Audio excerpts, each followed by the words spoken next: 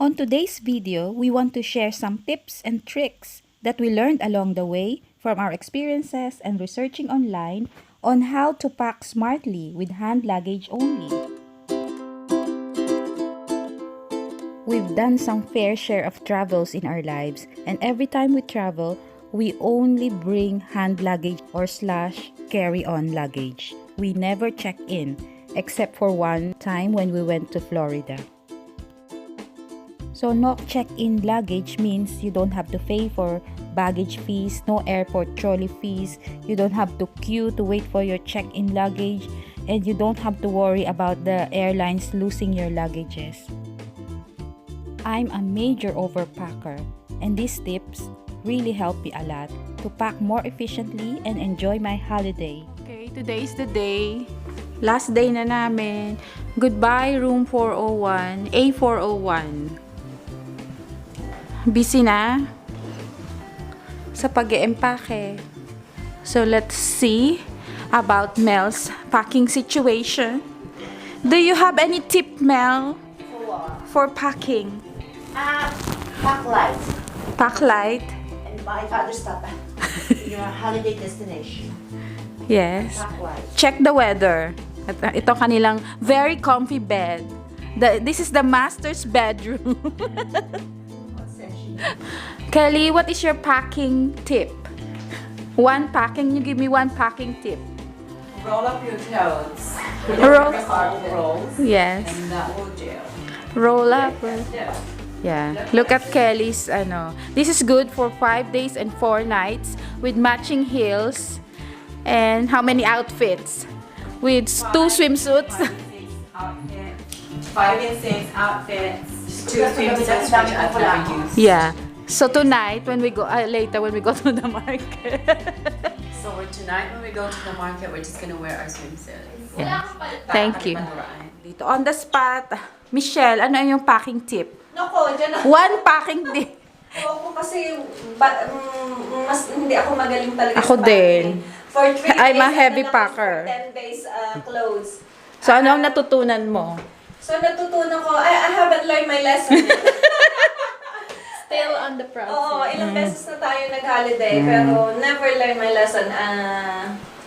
Yeah. But you manage. I managed. Yeah. The thing is, wala nang space for my souvenirs. Mga That's my pasalubong. problem. So maybe I'll be throwing some stuff later. So that's your tip. Throw some stuff Bring later. something that you're ready to throw. Yes. So At when saka, you find something Oo. you want to buy, then oo. okay lang. At saka ang security, baka hindi naman tight. So you can bring it in. Yes. Take your chance, Uncle Michelle. Oo. Oh, take your chance. Ikaw naman po. Ano yung isang packing Siguro tip? plan your outfit. Plan your outfit. Ahead of time. Dahil parang Hindi, planin ano, natin yan pero hindi Hindi, isukat mo muna ganyan. Oo, kung kasya pa ba. Coordinating. Kung 20 years ago, kasya pa. Well done. Correct. Recycle. Thank you. Mix and match. Jingle up. Oo.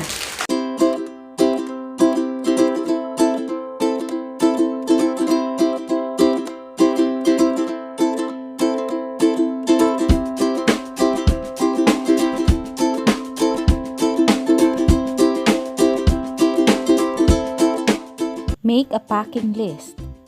I do this to know exactly what to put in my luggage so I won't forget anything, and also I review it before I leave for my flight. So this is my own packing list. I use it over and over again. I just alter some appropriate clothing. It depends where am I going. You can also print a packing list online. There's thousands available, and this list is from Pinterest. Don't pack full sizes of shampoo and conditioner and any other liquids you're bringing. Bring travel sizes, or better yet, transfer into a smaller container. Make sure it's 100 ml or less. I bought these small containers from Primark and Boots. You can also use this contact lens container. Leave your favorite full-size perfume at home and get some travel size, or better yet, get some perfume pod. This one I bought from Boots. It's less than 8 pounds. You can just transfer your favorite perfume in here.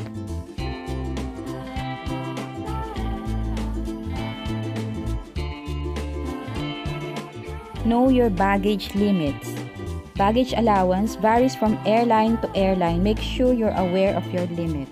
So check online. Pack lightweight clothes.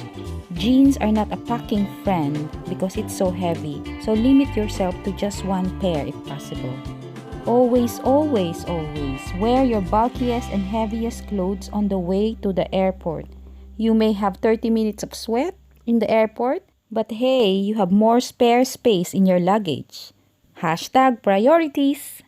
My last tip is take a picture and email it to yourself, your passport, ID, and itinerary, just for safekeeping.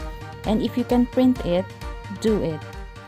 Because you will never know when you're gonna need a hard copy. Yan na po ang mga packing tips and tricks ni Lola Basyang. Thank you for watching. Have a good travel everyone. Bye! I call for you.